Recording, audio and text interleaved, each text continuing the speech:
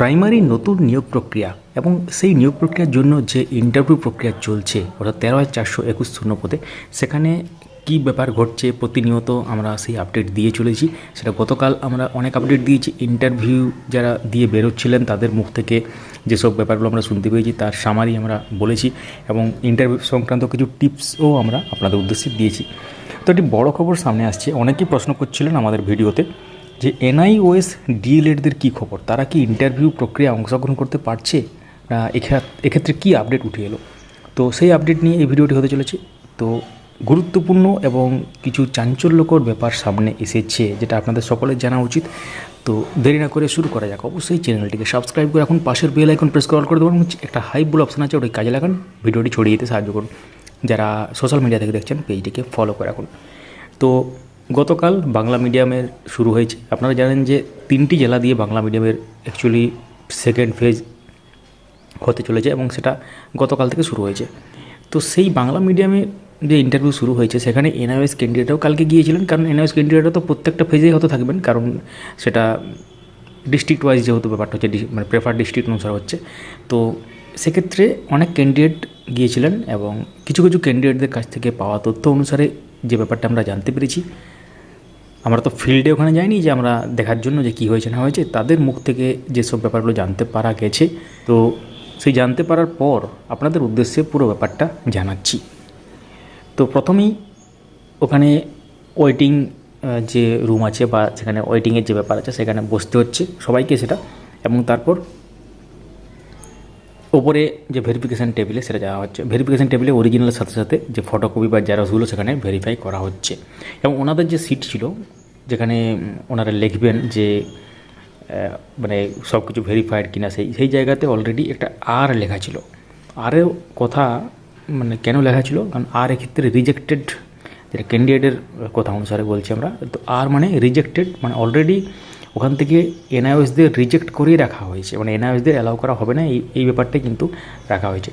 তো যখনই জিজ্ঞাসা করছে যে আপনারা কোন ডিগ্রি আছে আপনাদের অ্যাকচুয়ালি, তখন এনআইওএস ক্যান্ডিডেট বলছে যে এনআইওএস, তখন বলছে ও আপনারা এনআইওএস, তাহলে তাদের মধ্যে এবারে ভেরিফিকেশান যারা ছিলেন ওখানে আধিকারিকরা যারা করছিলেন অ্যাকচুয়ালি আর কি কাজগুলো, তারা বলছেন ওটা রিজেক্টেড লিখে দাও, এরকম ধরনের একটা ব্যাপার কিন্তু শোনা যাচ্ছে।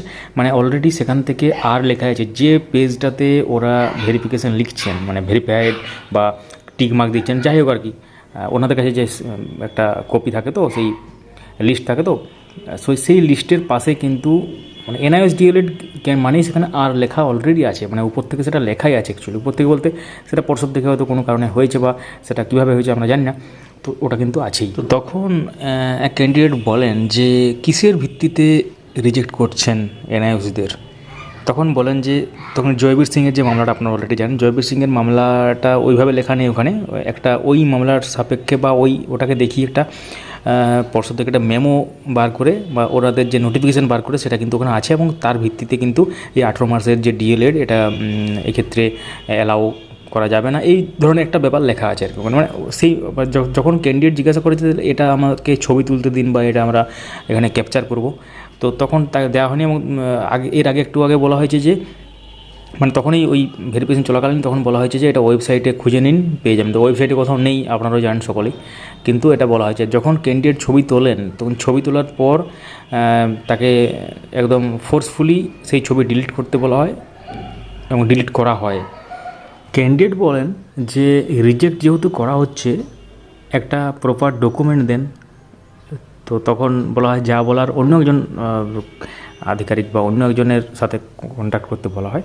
তখন সেই যার সাথে কন্ট্যাক্ট করতে বলা হয় তার সাথে কন্ট্যাক্ট করার সময় তিনি বলেন যে এই বিষয় নিয়ে কোনো কথা বলতে চাই না, মানে এটা এড়িয়ে যান।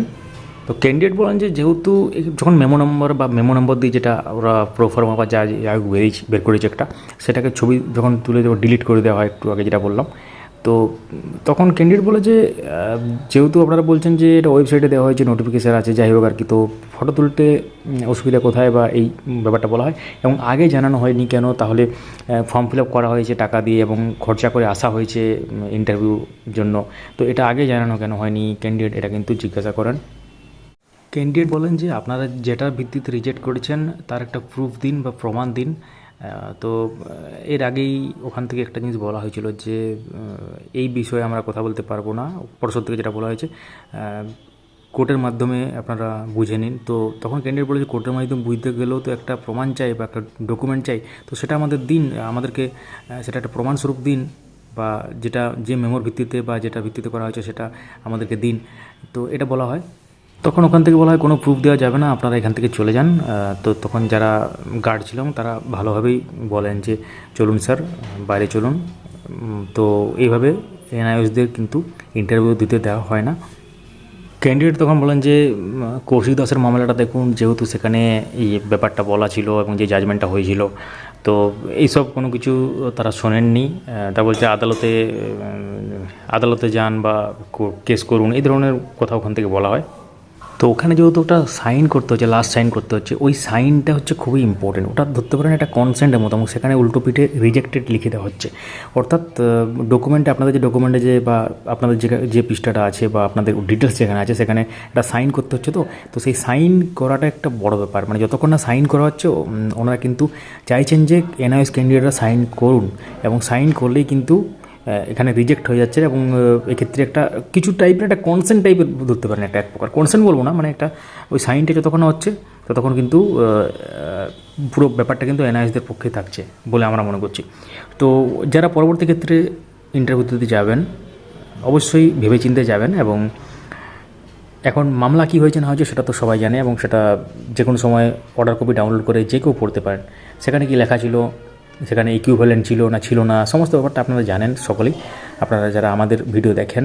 এবং আমরা প্রতিনিয়ত শুধু এনআইএস নয়, রেগুলার ডিএলএড বলুন বা বিভিন্ন ধরনের খবর আমরা দিয়ে আসি। যে খবরগুলো হয় আমরা সেগুলো আপনাদের সামনে আপডেটগুলো দিই। সেটা এমন নয় আমরা কারোর পক্ষে বা কারোর বিপক্ষে। তো ন্যায্য যারা বা লিগেলভাবে সবাই চাকরি পাক সেটা আমরা চাই। তো এই হচ্ছে ব্যাপার। তো এই ব্যাপারে পর্ষদ থেকে একটা কথাই বলা হয়েছে এনআইএস ক্যান্ডিডেটদের উদ্দেশ্যে, যে ওদের যার নির্দেশ আছে তারা সেটা পালন করা হচ্ছে। এক্ষেত্রে ওরা অ্যাকচুয়ালি অর্ডার ফলো করছেন পর্ষদ থেকে, যেটা বলা হয়েছে।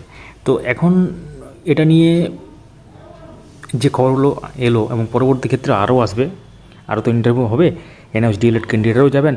তো সে আপডেটগুলো আমরা শেয়ার করবো, এবং রেগুলার ডিএলএড এবং আদার্স যে তাদের ইন্টারভিউ এক্সপিরিয়েন্স সেগুলো আমরা শেয়ার করে চলেছি গতকাল থেকে, এবং আগের যে ইংলিশ মিডিয়ামের যে ইন্টারভিউ ছিল সেদিনও আমরা শেয়ার করেছিলাম।